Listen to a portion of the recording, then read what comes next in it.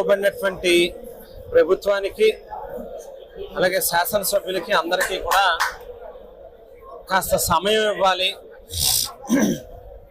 కనీసం ఏడాది కాలం పాటు నిశితంగా వాళ్ళని గమనించి అప్పుడు ఏదైనా పొరపాటు జరిగితే వాటి మీద మాట్లాడాలి అనేటువంటి సదుద్దేశంతో స్తబ్దతగా ఉన్నప్పటికీ వేళ ఏ రకమైనటువంటి అనుభవం లేక అనుకోకుండా ఒకేసారి ఊహించినటువంటి స్థాయికి పదవులకి రావడం, దాంతో సామెత చెప్పినట్టుగా సునకాన్ని తీసుకెళ్ళి కుర్చీలో కూర్చోబెట్టినా కూడా మహారాజు గారి కుర్చీలో కూర్చోబెట్టినా మారదన్నట్టుగా వాళ్ళ తాలూకా ఆలోచనలు ఆ మాదిరిగా కనిపిస్తూ ఉన్నాయి. ఒక పక్కన విశ్వవిద్యాలయాల్లో ఒక పద్ధతి ప్రకారం, ఒక ప్రొసీజర్ ప్రకారం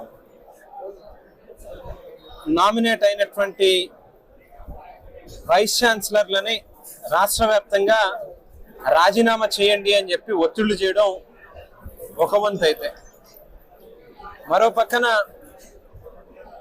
స్థానికంగా ఏదైతే దివంగత ముఖ్యమంత్రి డాక్టర్ వైఎస్ రాజశేఖర రెడ్డి గారు, దివంగత మంత్రివర్యులు జక్కంపూడి రామ్మోహన్ రావు గారి యొక్క సమయంలో స్థాపించినటువంటి ఆదికవి నన్నయ్య విశ్వవిద్యాలయం మీద లేనిపోయినటువంటి ఆరోపణలు చేస్తూ వందల కోట్ల రూపాయల అవినీతి జరిగిపోయింది అనేటువంటి మాట ఏదైతే చెప్తా ఉన్నారో చెబుతున్న మరో పక్కన సిబిసిఐడి ఎంక్వైరీ వేస్తాము అని చెప్పి చెప్తా ఉన్నారు. ఇవాళ ప్రభుత్వాన్ని డిమాండ్ చేస్తా ఉన్నా ఖచ్చితంగా 2019 నుంచే కాదు 2014 నుంచి 2024 వరకు ఆదికవి నన్నయ్య విశ్వవిద్యాలయంలో జరిగినటువంటి వాటి మీద సమగ్రంగా విచారణ చేయాల్సినటువంటి అవసరం ఉంది. ఎవరు తప్పులు చేశారు, ఎవరు ఆ సంస్థని అభివృద్ధి చేయడానికి కమిట్మెంట్తో పనిచేశారు అనేటువంటిది అప్పుడే స్పష్టత వస్తుంది.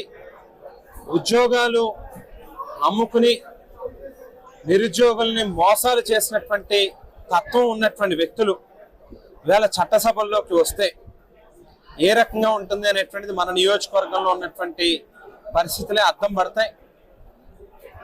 నన్నయ్య విశ్వవిద్యాలయంలో రౌడీ బ్యాచ్ల్ని, బ్లేడ్ బ్యాచ్ల్ని, గాంజాయి బ్యాచ్ల్ని, క్రికెట్ బెట్టింగ్లు చేసుకునేటటువంటి వాళ్ళని, భూదందాలు చేసేటటువంటి వ్యక్తుల్ని వీళ్ళని వేసుకుని వెళ్ళి ఈ మనిషే కనీసం 10th క్లాస్ పాస్ అవ్వలేదు, పిహెచ్డీలు డాక్టరేట్లు చదివినటువంటి వాళ్ళని ప్రశ్నించడానికి వెళ్ళినటువంటి తీరు నిజంగా ఏ స్థాయికి ఇవాళ యూనివర్సిటీని దిగజార్చేటటువంటి ప్రయత్నం జరుగుతూ ఉందనేటువంటిది అర్థమవుతా ఉంది.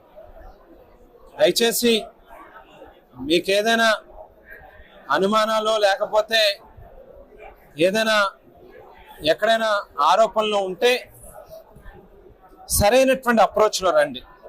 సిబిఐ వేస్తారో, సిఐడి వేస్తారో, ఏమేస్తారో ఒక ప్రాపర్ ఎంక్వైరీ సిస్టంలో ఎంక్వైరీ చేయండి.